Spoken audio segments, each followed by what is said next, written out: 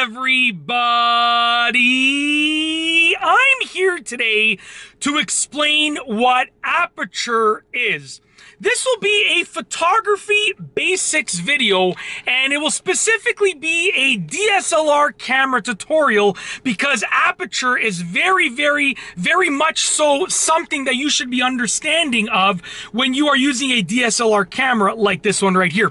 So let's get right into it. Aperture is basically the opening in the camera lens that allows light to enter into the camera lens, which produces the photo that you want to take. So aperture means opening. It is the opening in the camera lens that allows light to enter. Now, aperture can be big or small, meaning you can have a wide aperture, very big opening in that lens, or you can have a narrow aperture, very small opening in that lens, okay? Now, aperture can control a lot of things. So it can control your depth of field, okay, so the depth perception within the photo. It can be used to blur a background, for instance. If you set your aperture in the right direction, at the right number, with the right size opening, you can blur the background because of the light entering into the lens. Or it can give you extremely sharp photos of things nearby. If you have a subject that is really close to you, you can get a sharp photo of the subject nearby, and you can blur the background at the same time, okay? So aperture controls a lot of things. Now, basically, having a small aperture, so having a very small opening, will create a darker photo, and I'll get more to this in just a moment, but a small aperture will create a darker photo because less light can enter into a small aperture. Imagine I have an opening this big and an opening this big. Only a little bit of light, as you can see, can enter into this opening. You can see right there, but a lot more light can enter into this opening over here. So a small aperture will create a darker photo in general.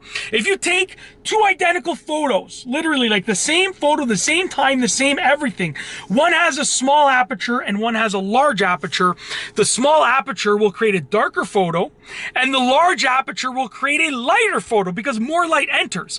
But there's a bit more to it than that. So let's say you were shooting a photo at nighttime. Okay, so it's really dark outside. You want to try and get as much of the light as possible that's around, as much of the ambient light to enter into that lens so you can brighten up the photo a bit.